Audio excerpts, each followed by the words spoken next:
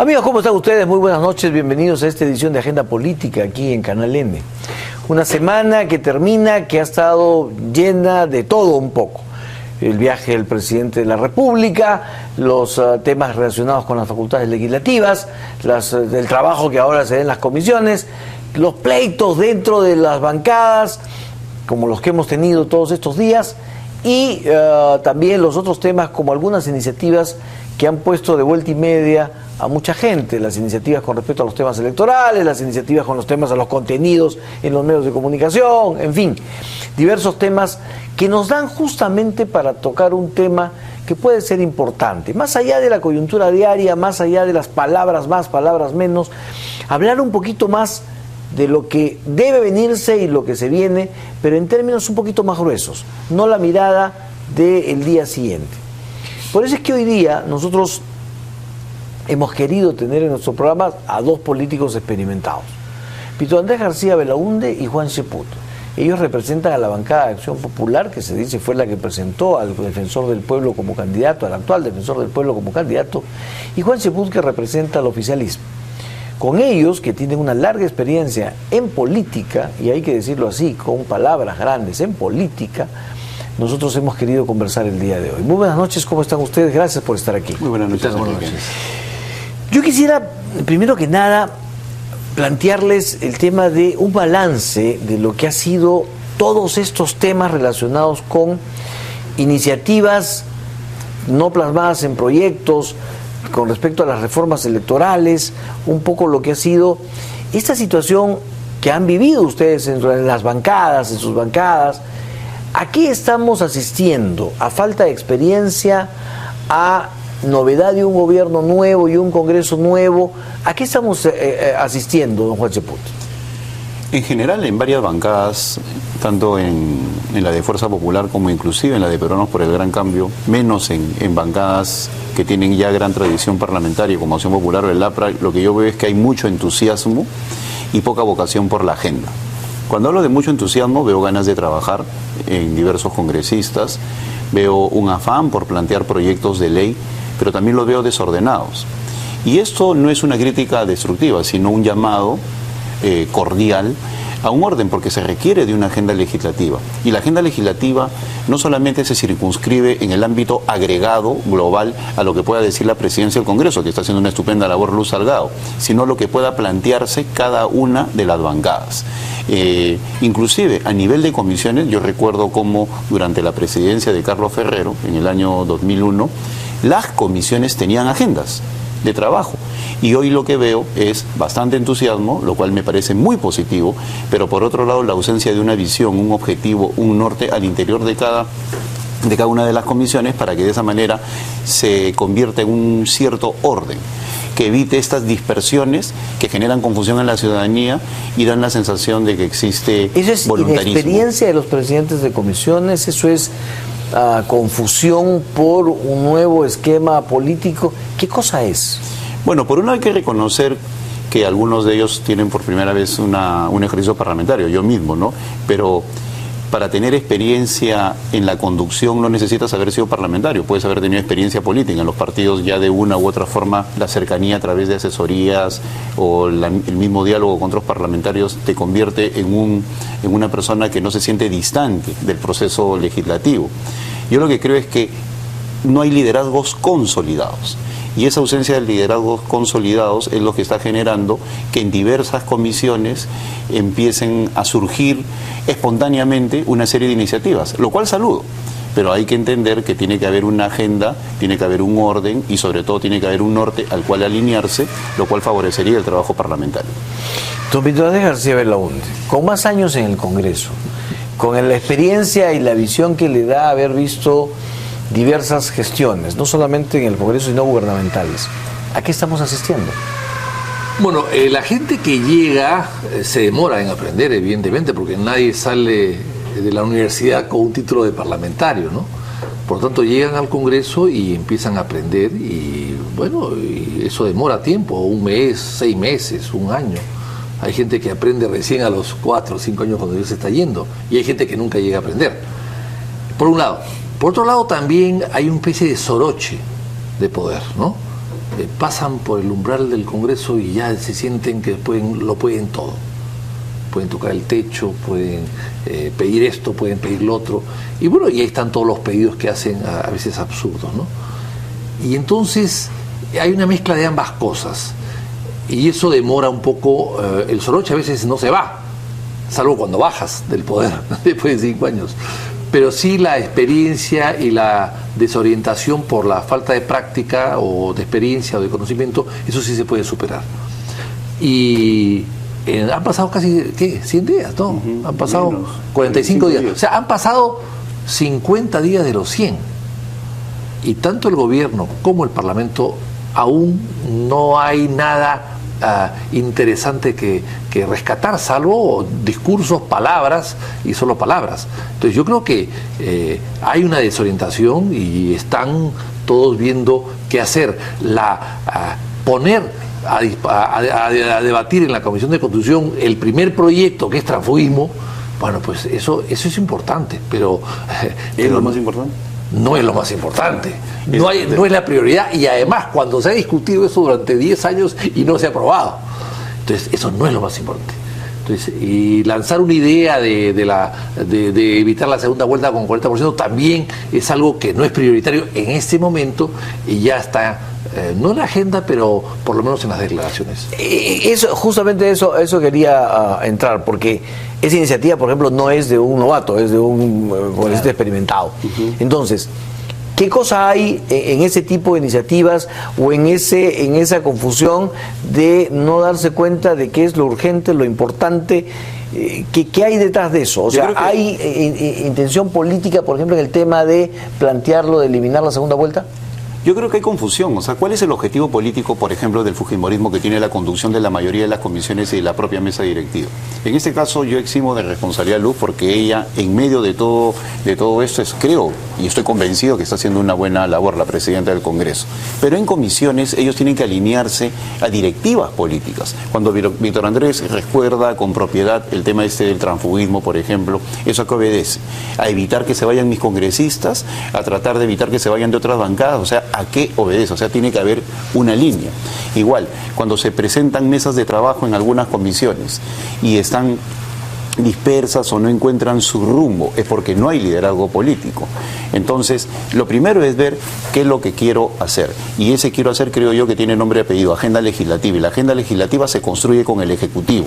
Más allá de delegación de facultades, uno tiene que ver las prioridades del Ejecutivo, las prioridades del Congreso, y eso alinearse a las diversas comisiones. Allí se encuentra un orden y empieza un debate consistente, sistemático, alturado, que puede llegar en algún momento a un tipo de apasionamiento que es propio de la política, pero por lo menos hay un orden. Entonces, cuando no existe eso, surgen como por esporas una serie de comentarios, ¿no? Por ejemplo, la segunda vuelta, que desde mi punto de vista no obedece ni siquiera una consigna política, fue una cuestión declarativa, pero que sin embargo... O sea, perdón, ¿no cree que Keiko Fujimori esté detrás de eso? No, la verdad que no. Yo creo que simplemente encontró la oportunidad de decirlo Javier Velázquez Jequén, que fue la primera persona que lo planteó, y luego Patricia Donaire señaló que ella nunca dijo que era su iniciativa, sino sería bueno que se discutiera. Pero ¿qué es lo que veo yo de malo ahí? Que cuando se ataca la iniciativa, se pierde la oportunidad de darle calidad al debate público. Yo creo que un político no tiene que retroceder ante un paginazo.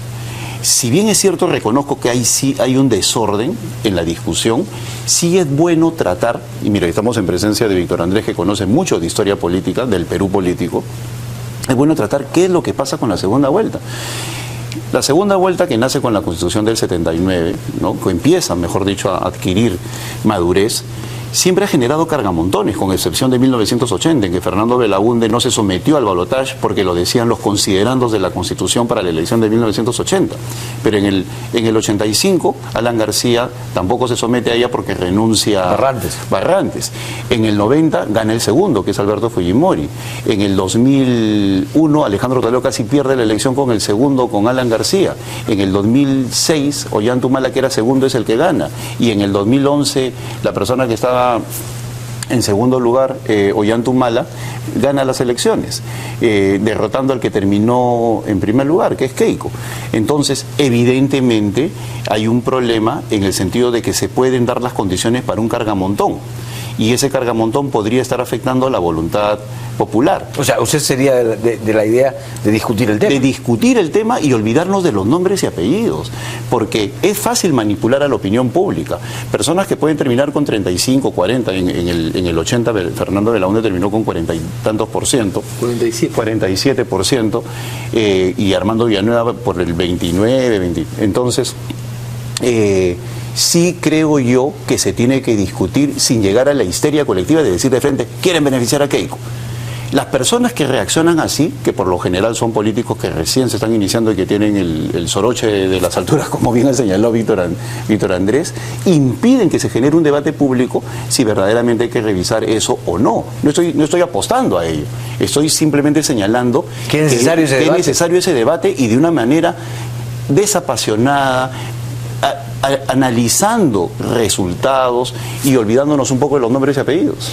Don Víctor Andrés, ¿usted sería de la idea también de discutir el tema sin apasionamientos? Sí, claro, es un tema discutible, por supuesto que sí, totalmente discutible. Ahora, es una copia fiel de una inspiración muy argentina, muy kirchnerista, para poder llegar ¿cuestionable? En Argentina se hizo con nombre propio y bueno, y ahí está. Nadie en el mundo lo ha copiado. Quizás Ecuador con Correa algo parecido está tratando de hacer o ha hecho, pero nada más. O sea, es una cosa rara y extraña.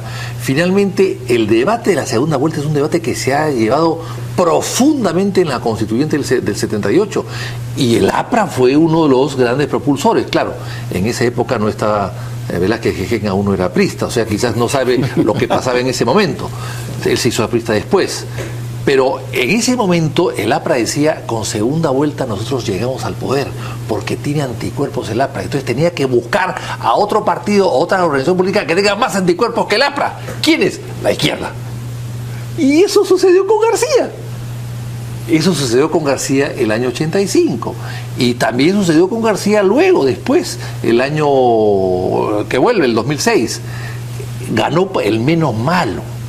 En el caso de Barrantes, él renunció, y el jurado hizo una interpretación difusa, digamos. El jurado dijo que García tenía 47%, pero en realidad, si tomamos en cuenta los votos nulos y blancos del año 85, me refiero, García tenía 53, y lo proclamaron con 53, claro, ante el atentado contra mi padre, que era presidente del Gobierno Nacional de Elecciones. Y Barrantes había renunciado ante ese atentado. Pero Bedoya, que tenía 10% o 9%, y García 47%, dijo, yo voy a la segunda vuelta, con la diferencia de casi 40%. Y entonces el jurado hizo una interpretación que todo el mundo aceptó y García fue proclamado. Entonces, usted no le convence ese tema, pero sin embargo no le molestaría la discusión. No, pero no pues como proyecto de ley, porque hay tantas cosas antes que discutir. Creo que es un tema que se puede discutir en seminarios. Dentro del paquete, o dentro del paquete. O dentro de un paquete. El Senado para mí es más importante. Para mí más importante es el voto preferencial, el voto voluntario, quiero decir. Porque se quejan, no, lo que he escuchado hoy día, no, es que la segunda vuelta nos ahorra plata. Pero ¿qué más ahorro de plata es que no haya que no haya voto obligatorio? La mitad de la gente no va a votar. Ese es un ahorro de plata también. Que, por ejemplo, en vez de que el gobierno tenga 5 años de vigencia, tenga 6. O sea, cada 5 años no hay elecciones, sino cada 6. También se ahorra plata. O sea, hay muchas maneras de ahorrar plata, pero no es el tema. La democracia no puede cuantificarse. Las dictaduras son mucho más caras que la democracia. Claro, que hay un golpe y ya no hay elecciones y nos ahorramos toda la plata del mundo, ¿no? Ese no es un argumento. Claro. Mira, Vitocha ha señalado algo que es bien importante, el debate alrededor de la Constitución del 78. En esa época, el APRA tenía el famoso tercio aprista. Entonces nadie sabe para quién trabaja. Ellos sabían perfectamente y eran sufrientes de ese cargamontón que se les hacía a ellos, porque todo el mundo se alineaba contra el APRA. Entonces, pensando, y esto tengo que recordar, Víctor Andrés hace unos 10 días señalaba que ellos pensaban en un 36%, 37%, que es el top, el piso que ponen pensando en los resultados de allá de la torre. Que sacó 37. Época, que sacó 37, efectivamente. Pero en esa época había una solidez en el tercio aprista, que luego se fue difuminando, se fue simplemente desapareciendo, ¿no? Y luego hemos visto que en Argentina el que sufría eso eran los del Partido Radical. Alfonsín es el que levanta la bandera de este 40% más uno, porque siempre quedaba en primer lugar y terminaba perdiendo ante la maquinaria peronista. Y al final terminó beneficiando a Kirchner, que era peronista. Por eso te digo, sobre la base de evidencia es importante discutir, pero sí coincido plenamente con Víctor Andrés que se disparan estas cosas cuando no hay una agenda. Yo coincido en que el Senado es uno de los temas, el voto preferencial, y olvidarnos tanto de los instrumentos. Uno de los errores de la actual Comisión de Constitución, por ejemplo, es pensar de que todo es el procedimiento, olvidando de que en un debate se puede ver que hay cosas que realmente pueden funcionar. Por ejemplo, el voto electrónico. Si Keiko no se hubiera opuesto al voto electrónico, de repente los resultados en estos momentos serían otros, ¿eh? Entonces, simplemente porque ha habido según ellos ha habido manipulación al voto. Entonces, ¿por qué se pusieron al voto electrónico? Ahora, el otro tema es el de las bancadas, ¿no es cierto?, que han tenido sus problemas. Ustedes, sus problemas por la elección del defensor, con diferentes tesis, de que era pues una opinión personal, o que se oponían a que el gobierno de alguna manera canjeara las facultades por esa elección, en fin. Y otras bancadas, como en el caso de Fuerza Popular, donde la cosa hierve. Entonces, estamos frente al riesgo de fraccionamientos tempranos en las bancadas. Ustedes tienen a una persona que en su bancada, por ejemplo, en Perdón por el Cambio, de pronto lanza loas a Fujimori y al autogolpe del 92, y uno dice, bueno, de repente este hombre se ha equivocado de membrete y no se ha puesto el polo naranja. ¿Cómo ven ustedes? ¿Tenemos riesgo de desvinculaciones tempranas, don Víctor Andrés? Pero acá con Juan Chebut es difícil hablar de ese tema, ¿no? Está prohibido, digamos. No, por favor, somos grandes amigos. A ver, ¿cuál es mi percepción? Hay dos partidos, digamos, en el mejor término, tradicionales, ¿no? Porque hablar de tradición significa casi un desprestigio, y no es así, ¿no? Que es el APRA y Acción Popular. Yo creo que ahí no va a haber ningún problema. Además, todos son, primero son bancadas pequeñas, y segundo son gente vinculada al partido desde toda la vida. De tal manera que ahí no creo que haya mucho cambio. Puede haber cambio en el fujimorismo que, con el ánimo de ampliar su base, tender puentes a todos los sectores del Estado, ha incluido como candidatos al Congreso a una serie de personas que no son del partido, que no eran fujimoristas antes, y que evidentemente pueden quizás agarrar sus maletas y trasladarse a otra bancada más adelante. Puede pasar eso. Pero claro, como tienen 73, pueden perder 1, 2, pueden perder hasta 10 o 8 y no pasó absolutamente nada. En el caso de APP pasa un poco lo mismo. En el caso de Frente Amplio, bueno, son una serie de grupos que también puede pasar lo mismo, que pueden votar de manera diferente. Y en el caso del partido de gobierno, sí, también. Y es lo más preocupante porque es el partido de gobierno.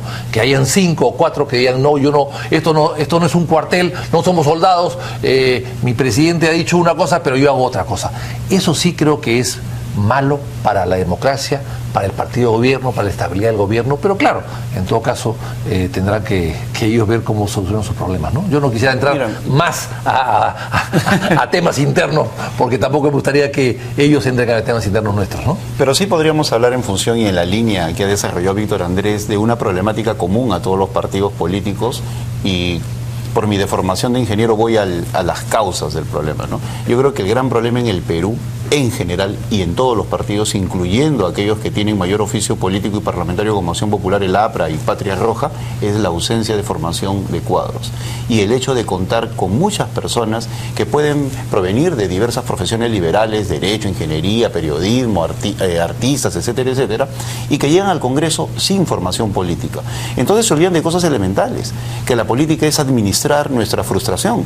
No siempre se hace lo que queremos. En política algunos dicen, no, que yo tengo que, tienen prioridad mis principios, mis costumbres, etcétera, etcétera. Bueno, pues la política es todo lo contrario a eso. Y los invito a que lean los textos y que se remonten, si quieren, a Platón, ¿no? Para que vean lo que significa la política desde hace miles de años, ¿no? La política significa la conquista del poder, obviamente, significa servir al ciudadano, pero también significa discutir respecto a una posición y luego alinearse en torno a ella. Entonces, cuando no existe eso en todas las bancadas, sobre todo en las bancadas más numerosas, pues simplemente empiezan discusiones que si uno las ve desde afuera, viene un observador internacional en partidos donde hay realmente un sistema de partidos, por ejemplo, pueden venir de España, o pueden venir de Inglaterra, o de Colombia, o Chile, ¿no? Y ven y dicen, bueno, es inaceptable o es insólito que se comporten así los partidos. Mira, yo veo partidos en Colombia, una de las fortalezas de Uribe, y esto de Álvaro Uribe, de los uribistas, y yo lo veía en un conversatorio en una universidad importantísima, con la Universidad Externado de Colombia, que admiraban el hecho que los 12, si el líder decía que se aplaudía, si no, no se aplaudía, para que veas la comparación con lo que hay acá. Tenían una agenda común, no había voceros endiosados, no había posiciones aisladas, y esa fortaleza empezó a hacer que el resto de bancadas en el Senado colombiano los empiecen a imitar, porque la unidad de la bancada era su principal activo, y tener una agenda común y todo ese tipo de cosas. Y lo hablaba con gente del IRI, del Partido Republicano. Y acá se ve la inversa. Acá se ve la inversa, pero mira, lo importante no es alinearse en torno al capricho del jefe, que es una cuestión distinta, alinearse a una agenda que se coloca y se legitima ante la opinión pública y se empieza a defender y se actúa políticamente en función de ello. ¿Usted cree que su bancada se va a ir fraccionando? Yo pienso que vamos a hacer el mejor y el mayor de los esfuerzos para evitar eso, ¿no? Que es un peligro que está latente en todas las bancadas. No puede garantizar. No, yo no puedo garantizar nada, lamentablemente, en ese sentido. ¿Y qué hacer con un congresista que de pronto va contra la posición ahí sí de la agrupación, como esta de decir que es una maravilla, que fue una maravilla el golpe del 92, el autor? Yo creo que lo que toca en estos momentos, para no entrar en una polémica con alguien de mi bancada a través de los medios, es conversar con él y ver realmente cuál es su posición. Pedir una definición. Y pedir una definición respecto a ese tema. El otro asunto es las facultades legislativas, ¿no es cierto? Esto ha pasado a comisiones, en fin, celeridad, pero es importante darle las facultades. Don Víctor Andrés, usted que ha pasado por varias discusiones de estas. Yo lamento mucho que Juan Chipú, que es un hombre inteligente y que conoce mucho de política, no sea asesor del primer ministro. ¿Por qué no se asesoró mejor el primer ministro? ¿En qué sentido? A ver. ¿Cómo es posible que mande un proyecto con 25 cosas que hay que hacer dentro de 4 títulos? En un solo proyecto. En un solo proyecto. ¿A quién se le ocurre hacer eso? Yo lo devolvería para que Zavala lo vuelva a hacer, porque ahí hay 25 cosas que implican 25 temas, de los cuales implican ser vistos por 10 o 12 comisiones o 15 comisiones. ¿Pero por qué hace eso? Un combo o un combi o una combi, no sé cómo definirlo, porque inusual mal hecho. Claro, porque los temas se dividen por sectores y también por proyectos. Por ejemplo, el sector, el tema de impuestos es un tema de la Comisión de Economía. ¿Qué tiene que ver con un tema de seguridad? ¿Qué tiene que ver con otros temas? O sea, nada que ver. O sea, por lo tanto, tú no puedes mandar en un solo proyecto tantos temas diversos. Cada tema tiene su proyecto y sigue un trámite regular o irregular o diferente o a otra velocidad. Pero mandarlo todo junto me parece que es una torpeza, es un mal manejo político de la relación entre el Parlamento y el Primerato. Don Juan Chipú, ¿es así? ¿Lo ve usted también así? ¿Le faltó asesoría al Ejecutivo para tratar de viabilizar y facilitar las cosas?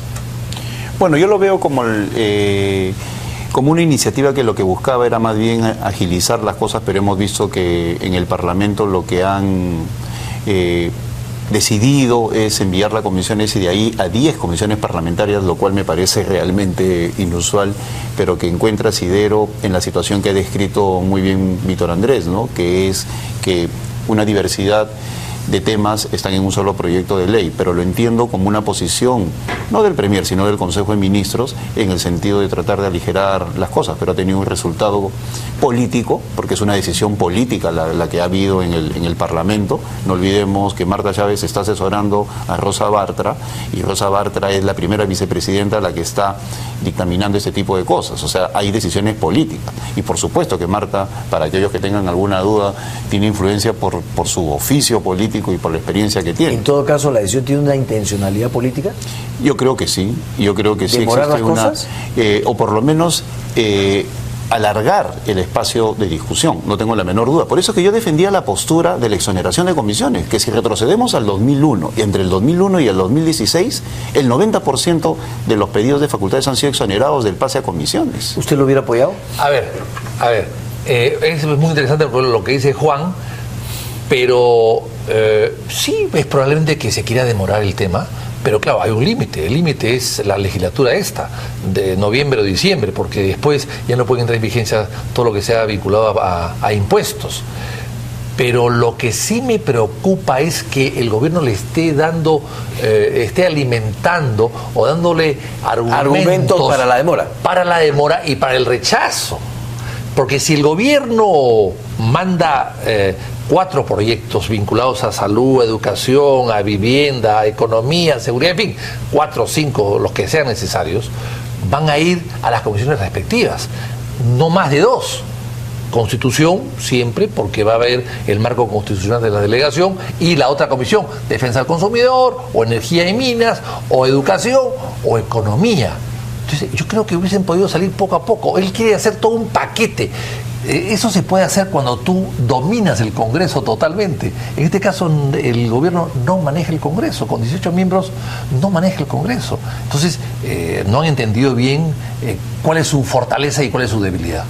Bueno, nos queda a nosotros como miembros del oficialismo hacer entender a las diversas comisiones sobre la necesidad de tener esto con prontitud, ¿no? Son una serie de medidas que está esperando la gente, son medidas audaces en algunos casos, pero que van a generar todo un cambio en algunos eventos relacionados con la seguridad, el crecimiento económico, y bueno, los ministros van a ir por todas las comisiones y van a explicar eso, y también a la opinión pública sobre la necesidad de esta prontitud, ¿no? Ahora, en todo este tema también lo que se ha visto es una relación no tan confrontacional entre el gobierno y el fujimorismo. No hay lo que todo el mundo pensaba antes del 28 de julio, de que el fujimorismo de alguna manera iba a sacar el sable y, ¿no es cierto?, y iba a disolver cualquier iniciativa del Ejecutivo. ¿Sienten ustedes que frente a los problemas, además del Frente Amplio, existe una suerte de, como algunos congresistas han dicho, alianza entre el APRA y el fujimorismo, que se está entendiendo con el gobierno, o lo que hay es pragmatismo puro y nada más? Don Vito Andrés. Yo tengo que contestar antes que... ¿Se siente usted fuera de la argolla que dicen los de APP, por ejemplo? Bueno, el APRA siempre se ha asociado con partidos relativamente más pequeños que ellos y los han devorado totalmente. Ahora es al revés, el APRA está muy pequeñito y quiere devorarse al partido grande. No sé si pueda. No lo sé si pueda. O sea, ¿usted cree que la intención es dominar al fujimorismo? Por lo menos que bailen a su ritmo, ¿no? Que ellos colocan la música y los otros son los que van a bailar. Pero hay un viejo refrán que dice que para aplaudir se necesita 2 manos, no una sola. Entonces, yo no sé si eso puede estar pasando, no lo sé, no, yo no quiero especular, vamos a ver qué pasa más adelante. O sea, porque algunos han hablado de contubernio, pero usted, o de entendimiento, usted aquí está hablando de la intención del chiquito de comerse al grande. Claro, bueno, porque es que el APRA siempre, cuando se ha asociado en el pasado, con todos los que se ha asociado, han desaparecido. O sea, se los ha comido, según usted. Ahora hace una gran aspiradora. Yo tengo una hipótesis. A ver. Tengo una certeza sobre el quinquenio pasado y una hipótesis sobre el actual. Mi certeza sobre el quinquenio pasado es que el APRA sí le dio dirección política al fujimorismo. No tengo la menor duda. ¿En qué sentido dirección política? ¿Asesoría? Claro, ante una bancada también numerosa, el APRA en el quinquenio pasado, en relación a su enfrentamiento con el humanismo, por supuesto que personas como Javier Velázquez y Mauricio Müller, que tienen un oficio parlamentario, influenciaban en las decisiones del fujimorismo. De eso no tengo la menor duda. No estaba en el Parlamento, pero soy un observador permanente y consumo política las 24 horas del día, y hago política.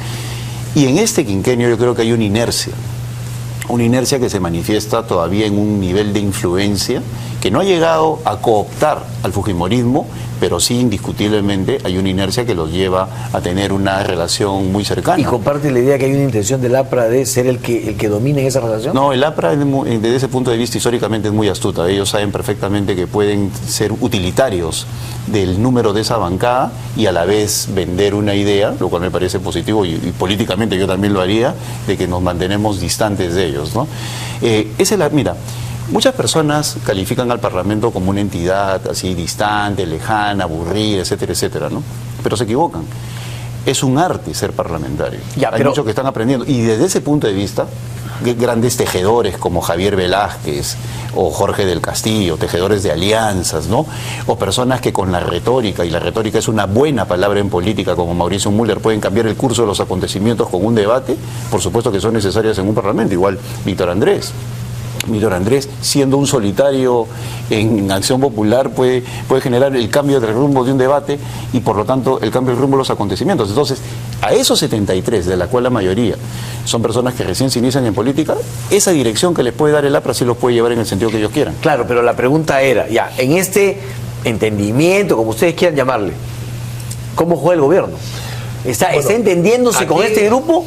¿Se está distanciando de quienes lo apoyaron en las elecciones, está acercando a quienes fueron sus contrincantes, o está tomando prudente distancia? Bueno, hay varios escenarios, ¿no? Hay, por lo tanto, muchas especulaciones. Nosotros decíamos en campaña que la segunda vuelta iba a ser entre el fujimorismo político y el fujimorismo económico. Y por eso es que no se entiende, o mejor dicho, se entiende perfectamente bien, para las que no han captado eso, de que no va a haber una oposición total, porque en temas económicos se van a entender fácilmente sin necesidad de conversar, por un lado. Por otro lado, en el caso del APRA, el APRA se da cuenta que tiene partido pero no tiene líder. El fujimorismo se da cuenta que tiene líder pero no tiene partido. Entonces es probable, y seguimos con las especulaciones por supuesto, es probable que quieran algún tipo de entendimiento más adelante por eso, ¿no?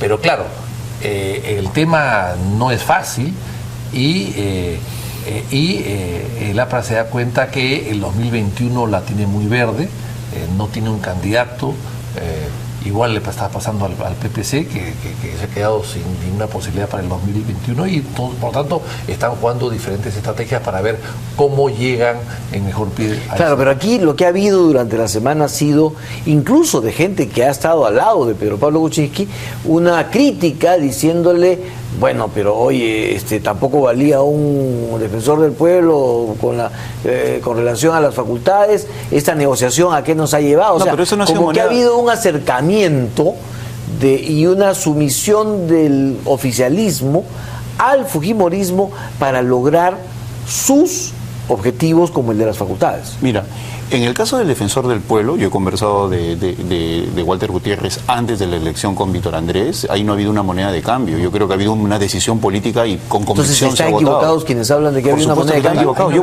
he votado por convicción. Y yo puedo decir que he participado en esto, que no ha habido absolutamente nada. Así no hemos es. conversado con nadie.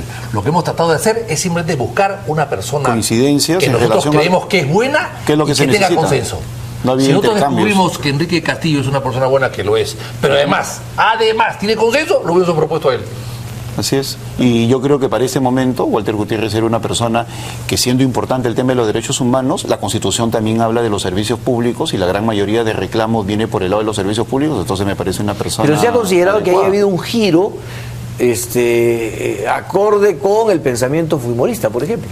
No, yo no lo veo así. No creo que los fujimoristas hayan estado convencidos que Walter Gutiérrez era la persona. Ahora, que él tiene que aclarar algunos temas, es otra cosa. Sí, es otra cosa. Ahora, lo que él ha dicho es que la Defensoría se ha dedicado mucho a los derechos humanos, que tiene que hacerlo. Eso no puede dejar de hacerlo, pero que el otro tema no lo ha tocado, y es verdad. ¿Y es el artículo 162 de la Constitución? Es verdad, y lo que le ha dicho es una cosa cierta, que nosotros también ya lo habíamos dicho antes, y lo habíamos reclamado. ¿Cómo es posible que una tarjeta de crédito de Saga y de Ripley, que son empresas chilenas, en Chile te cobren 40% de interés, y en el Perú, para los peruanos, le cobren 140%? Eso es una realidad. O sea, el peruano paga 3 veces más. ¿Por qué? ¿Por ser peruano? ¿Y la empresa es la misma? No, pues algo está fallando allí. Pero bueno, de repente son consideraciones económicas que tienen que ver con la realidad económica de cada país. 3 veces más, 300%. No puede. Mira, y al hacer el análisis de esta elección del defensor del pueblo me he dado cuenta que no puede estar acotado o monopolizado por la profesión de abogado, pues, ¿no?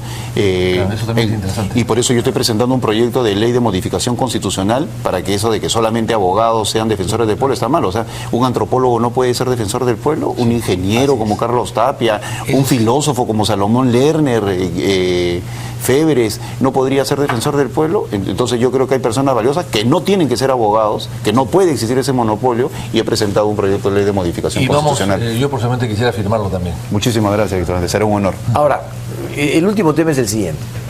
45 días, casi 50. La mitad de los 100 de la cifra que ha puesto el gobierno para mostrar algunos resultados, ¿no es cierto? O para poner en marcha todos sus planes, por lo menos de urgencia. ¿Cómo ve Víctor Andrés García Belaúnde el gobierno en esta mitad de ese tramo, de ese primer tramo de los 100 días? En 50 días lo único que es visible, que hemos visto todos, es una ley de Dorra, que me parece que es una ley equivocada, y algunos generales de la policía dado de baja. Eso es lo único que hay en 50 días. Yo esperé algo más. No, yo sí veo algo más. Ahí sí discrepo con mi querido amigo Víctor Andrés. Yo creo que todo lo que ha pretendido el gobierno en esta primera etapa lo ha logrado. La ley de transparencia fiscal, la misma ley de presupuesto, el debate fue muy, muy interesante. Y en ese sentido yo creo que uno de los activos del gobierno es el poder del argumento, ¿no? Sobre todo si este es técnico. Y en ese sentido, como es una especie de valor absoluto, el fujimorismo ha tenido que reconocer que ante determinados temas pues tenían que votar con nosotros. Y el otro punto que me parece positivo es buscar la legitimidad en la opinión pública, y ese es un elemento que no se puede desperdiciar. Pero a ver, ese es un tema interesante, porque ahí la legitimidad se logró por el funcionamiento del gobierno o por Pedro Pablo Kuczynski. Mira, ¿Es Pedro Pablo Kuczynski el hombre que está generando la simpatía, o la imagen de Pedro Pablo Kuczynski la está extendiendo hacia el gobierno, pero sin justificación? Es un ejercicio válido. Tú cuando tomas la colina la tomas con un grupo de comandos y luego le corresponde a las tropas asentarse. Entonces, en función de esa metáfora... Pedro Pablo es el comando. El comando, el que conquiste el 65%, ahora le corresponde a sus ministros, a su bancada, a su agrupación, consolidar esa posición. Yo diría que algo más. Bueno, una pequeña precisión nada más a mi amigo Juan Chambut, es decir, la ley de transparencia y la ley de presupuesto son proyectos todavía, aún no están aprobados, ¿no? De acuerdo. Bien, en el segundo término, sí, yo creo que Kuczynski se ha manejado bien en estos 50 días y ha levantado un poco el respaldo que tenía, pero también Zavala, que es una sorpresa, que se ha manejado bastante bien, porque él sí era una sorpresa. A Kuczynski nosotros lo conocemos, pero a Zavala no lo conocimos a este nivel. Y él también es una sorpresa. Y yo creo que no hay que quitarle mérito tampoco a Luz Salgado, que lo está haciendo bien en el Congreso, porque el Congreso ha subido de 12%, que lo dejamos nosotros el 28 de julio, a 49. A 49. O sea, ¿ustedes creen que Luz Salgado ha sido un elemento de estabilidad? No tengo la menor duda. Que no duda. parecía... que nadie nos imaginamos que podía ser tan receptiva y generar tanto respaldo. Y bueno, y ahí están las encuestas, y así ha sido, y creo que eso es bueno para Mira, el país. estos 50 primeros días, porque obviamente la evaluación de Luz Salgado será cuando culmine su periodo, son muy buenos, y hay que reconocer que esta estabilidad que hay en el Parlamento es por la forma como se está desenvolviendo Luz. Y tampoco olvidemos otro detalle, ya que Víctor Andrés ha recordado las encuestas. Por primera vez se ve que el Congreso tiene un 63% como más poderoso que un Ejecutivo con tan solo 13. O sea, es una diferencia de 5 veces, o sea, absolutamente inusual. Eso tiene que ver con la mayoría, con la forma como se está conduciendo, y también tiene que ver con la forma como se están comportando los parlamentarios. Es una responsabilidad, pero coincido plenamente con Víctor Andrés. Este Congreso, en una palabra, ¿es mejor que el anterior? Yo no podría evaluarlo, eso le corresponde a la opinión pública. Víctor Andrés. Yo que he estado en los dos, creo que sí. Hasta el día de hoy, 50 días. Vamos a ver, de los 500. Y la última pregunta. Keiko Fujimori. Se reclama que ya es tiempo de que aparezca Keiko Fujimori. Que deje lo que para muchos es frustración, es pena, es fastidio, es, bueno, lo que fuera que sea. ¿Es momento de pedirle a Keiko Fujimori que aparezca Víctor Andrés García Belaúnde? Pero yo no le puedo pedir nada a Keiko porque yo no tengo nada. Pero le hablo además, no como partidario, sí, no como miembro de otra bancada, sino como observador político. ahora, yo tampoco le puedo pedir a mi candidato Barnechea que salga más a la televisión, que podría hacerlo. ¿Debe salir?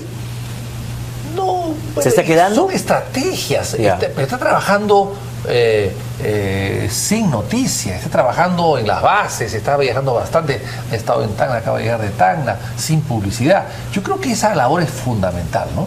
Yo creo que el kairos, ¿no? El tiempo oportuno para Keiko todavía no ha llegado. ¿No? Por una sencilla razón.